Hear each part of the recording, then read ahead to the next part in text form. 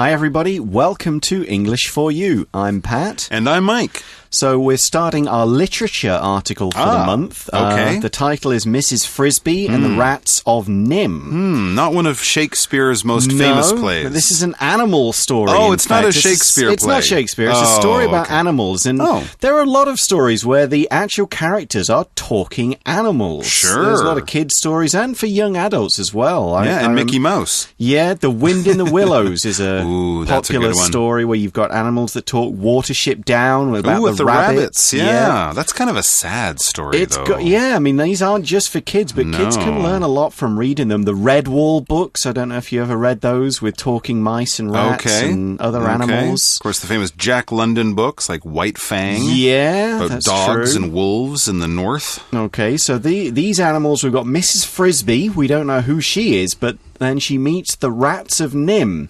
Now, rats almost always seem to be bad guys in stories. Yeah, that's true. Are these going to be bad rats too? Let's read day one and see if we can find out.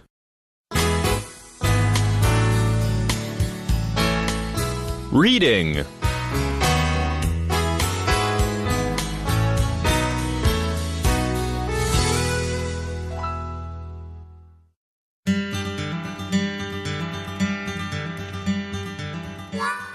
Mrs. Frisby and the Rats of Nim. Mrs. Frisby is a mouse who is facing many difficulties. Recently, her husband, Jonathan, was killed by an evil cat named Dragon.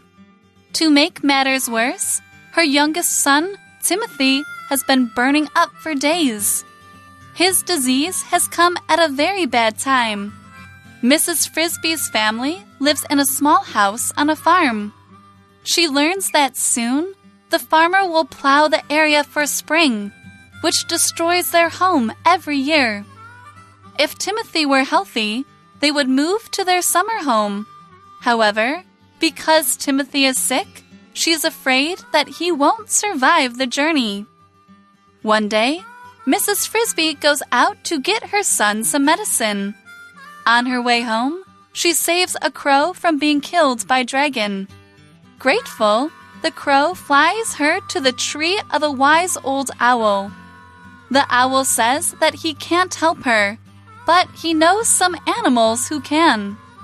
He tells her to meet with the rats of Nim, who live in a bush on the farm.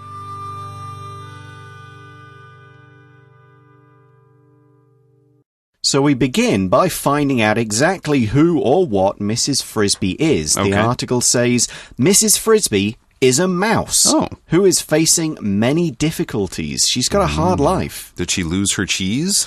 Well, Worse. Let's find out. It says recently her husband Jonathan, so Jonathan Frisby was Mr. Frisby, you could say. Her husband Jonathan was killed by an evil cat named Dragon. Oh, no. That is terrible. That's much worse than losing your cheese, having your husband killed or eaten by an evil cat. The cat was named Dragon. We know it's a cat, so I'm sure you know what a cat is. And this one was an evil cat. They're all evil. No, they're not. My cats they can be evil. But evil is an adjective spelled E-V-I-L. Evil is very, very bad, mean, cruel, nasty. The bad guy in the movie, the person you're like, ooh, I really don't like that guy because he's evil. He's very, very bad. He's just rotten. For example, the evil queen gave Snow White a poisoned apple. That's evil too. Now, this isn't the end of Mrs. Frisby's problems, okay? She's obviously got a family because it says, to make matters worse, her youngest son, Timothy, was caught in a trap. No, he has been burning up for days. What? He's on fire? Not quite. Burning up has a couple of meanings, one of which we'll explain in today's shortcut for you.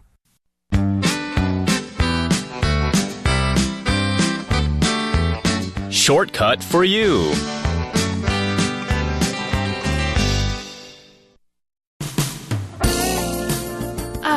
I don't feel so well. What's wrong? My head hurts and I've got a sore throat too. How long have you felt like that? Since I woke up this morning. Here, let me touch your forehead for a second. Yes, you're burning up. Maybe you should lie down and get some rest. Burning up. Are you saying I'm on fire? Put it out! Put it out! Hold on. You're not really on fire. To be burning up means that you're very hot because you've got a fever. Oh, well, I'm glad that I'm not on fire. I guess burning up means 发烧 then. That's right. Now, why don't you just rest while I make you something to eat? Wow, I think I'll start burning up more often. Don't even think about it.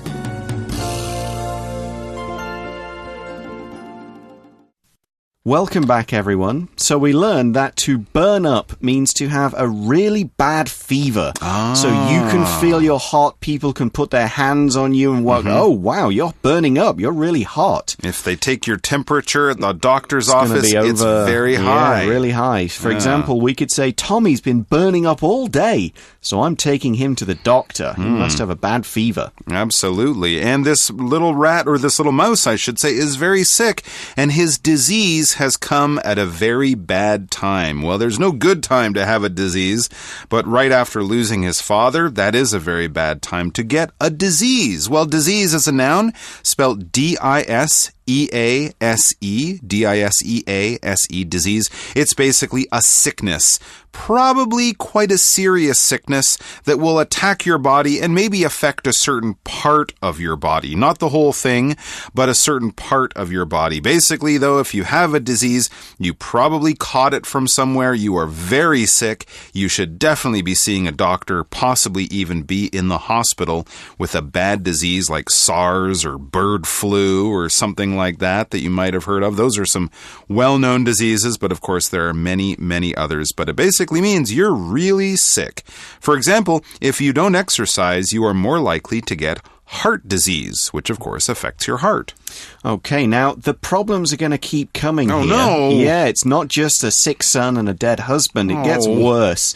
We learn that Mrs. Frisbee's family lives in a small house on a farm. Well, that's nice. That's kind of normal for these kind of farm mice, but she learns that soon the farmer will plow the area for spring, which destroys their home every year. Man. Yeah, it just keeps coming. Mrs. Frisbee. Terrible, terrible luck. Okay, so let's explain why that's such a problem. The word plow is spelled P-L-O-W, okay? It's a verb, and to plow something or to plow the earth means to dig up the ground in a field with a sharp tool, which can also be called a plow, that's a noun, in order to plant seeds under the soil. So you don't just drop your seeds in the mud, you plow the soil, you cut it up so you can put the seeds in there and then cover them up again. And you do this with big equipment, and in the old days, horses and cows were used to help plow a field. Now you'd use some kind of car, a vehicle, a tractor to plow a field.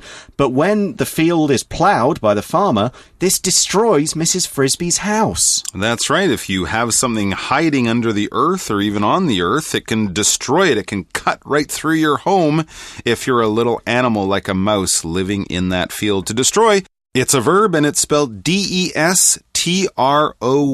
That's D-E-S-T-R-O-Y. And yeah, if something has been destroyed, it's been hurt, it's been damaged, and probably so badly damaged, so heavily damaged, that you really can't use it anymore. If it's a house that's been destroyed in an earthquake or a typhoon, for example, it doesn't just mean there are a few broken windows or some water on the floor. It means the roof has fallen in, the walls have fallen down. It's so dangerous, it's so badly beaten up and hurt that you really have to start all over again. You have to knock it down and build a new house because the first one was destroyed. It was very, very badly damaged. For example, many buildings were destroyed in the earthquake. That must have been quite a powerful earthquake.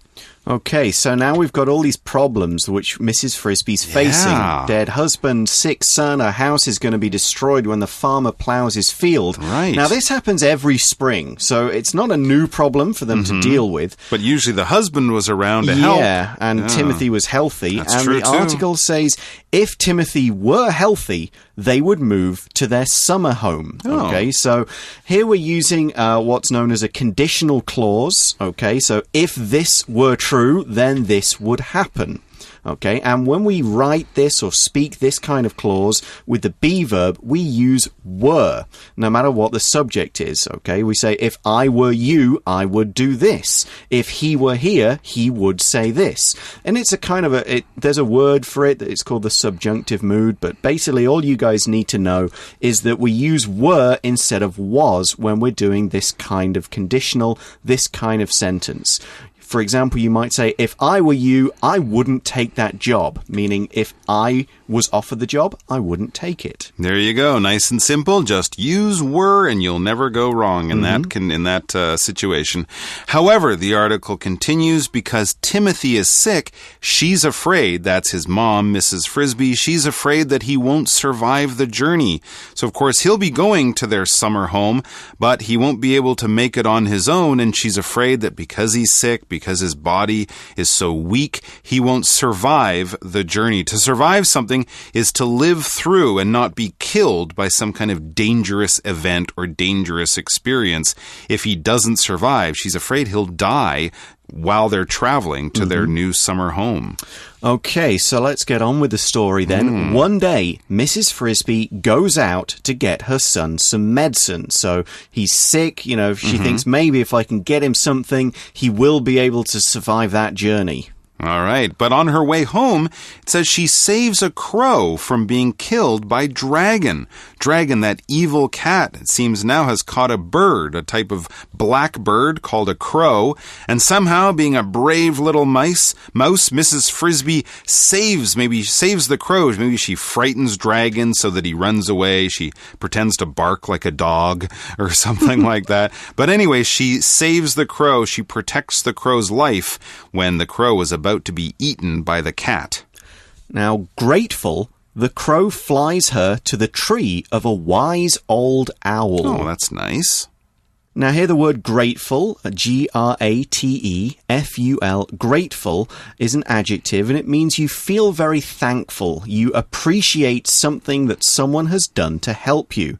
So we're saying this crow is very grateful because instead of being eaten and killed by the cat, he is safe, he's alive. We could also say, I'm grateful to my parents for always giving me advice when I need help. Now, you'll also notice here we've put it at the start of the sentence behind a comma. It's a clause almost by itself. Grateful, something, something, something. And this is a way we can use an adjective at the start of a sentence just to cut down the number of words we use. If we were to use a full sentence, we'd say, because the crow was very grateful, he flies her to the tree of a wise old owl. But here we're just using grateful. The crow flies her to the tree of a wise old owl. You can read our magazine to find some more explanation and examples of this grammar. That's all we're going to say about it for now, because we want to move on to talk about this owl. Owl, it's a noun. It's spelled O-W-L. Nice and easy, owl. And an owl is a type of animal. In fact, it's a type of bird, a large hunting bird. Owls are kind of related to eagles or hawks or things like that. They use their powerful claws or talons to hunt and catch little animals like mice, but they're very well known for having big eyes and very sensitive ears. That's right. Owls will hunt largely at night or in the very dark evening light instead of in the bright light of daytime. And they're also famous for sort of living in barns or old churches for making a hoo-hoo kind of sound.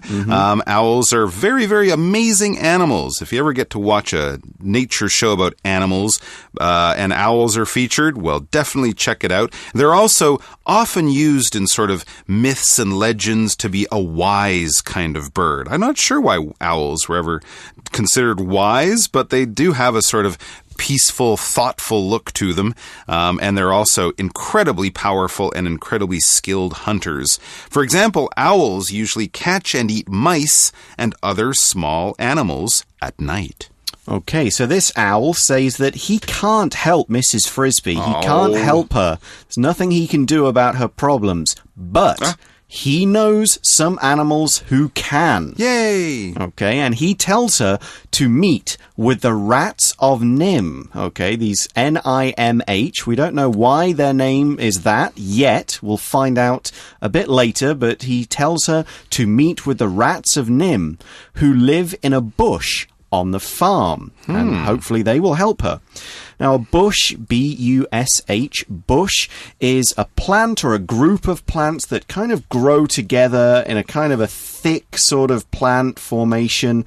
A bush will have many small branches. They won't usually grow as tall as a tree, and they have, instead of just one part that goes into the ground, they will have lots of parts, 1 or 2 or 3 or 4 different parts that will all go into the ground to connect the roots together to sort of turn this thing into one kind of large plant with a lot of leaves on the outside and all the branches in the middle. For example, what everybody should know is that strawberries grow on bushes, not trees. There are no strawberry trees, but there are strawberry bushes. Okay, now, we don't know who these rats are, why they've got their name, or how they're going to help Mrs. Frisbee, but we're going to have to leave them all there because we're out of time for the first part of this literature article, and it's now time for us to go to today's For You Chat question. For You Chat.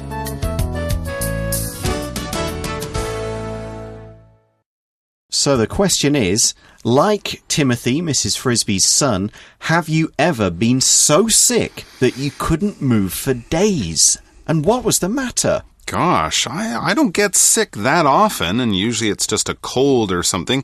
When I was a kid, I had the mumps. Yeah, which is when some glands on your neck kind of get swollen, and I was pretty sick for a couple of days, but I'm sure I could move. But I didn't move very far or move very quickly, but that's probably one of the sickest I ever remember being. How about you, Pat? I remember having a few really bad colds where they're so bad that I just called into work and said, guys, I can't go in today because I'm just going to lie in bed and sleep. I mean, I could move, get up, go to the bathroom, get more water, something like that. But I would have felt really uncomfortable to go outside the house and move around. So not so sick that I was in bed and people had to feed me and people had to look after me. I've never, fortunately, been that sick. Yeah. Touch wood, fingers crossed, and stuff like that. I would rather not be, but I guess you've got to... It could happen one day. Sure. And when you have one of those big fevers with a bad flu, you really can feel almost so sick that you can't move, can't you? Okay, well, we're lucky. Have you ever been really that sick? Have you had to stay in bed all day and take a day off work or school because you've been that ill? How did you get better? What was wrong? Did you ever find out why you were so sick? Have a talk with yourselves. But we're out of time for now. We'll be back tomorrow with part 2 of Mrs. Frisbee and the Rats of Nim. But for now, it's time for us to say goodbye. Goodbye. Take care.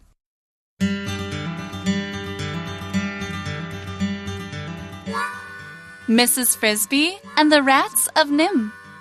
Mrs. Frisbee is a mouse who is facing many difficulties. Recently, her husband, Jonathan, was killed by an evil cat named Dragon. To make matters worse, her youngest son, Timothy, has been burning up for days. His disease has come at a very bad time. Mrs. Frisbee's family lives in a small house on a farm. She learns that soon, the farmer will plow the area for spring, which destroys their home every year. If Timothy were healthy, they would move to their summer home. However, because Timothy is sick, she's afraid that he won't survive the journey. One day, Mrs. Frisbee goes out to get her son some medicine. On her way home, she saves a crow from being killed by Dragon. Grateful, the crow flies her to the tree of a wise old owl. The owl says that he can't help her, but he knows some animals who can. He tells her to meet with the Rats of Nim, who live in a bush on the farm.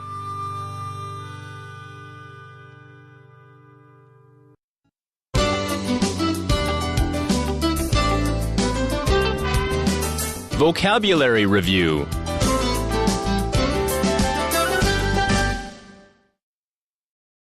evil. This scary story starts with an evil monster that creeps into a small village. Disease.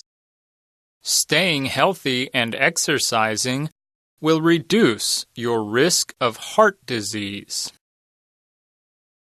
Destroy. The fire destroyed a large area of the forest. Grateful. Before Thanksgiving dinner, the Smiths take turns saying what they're grateful for. Owl.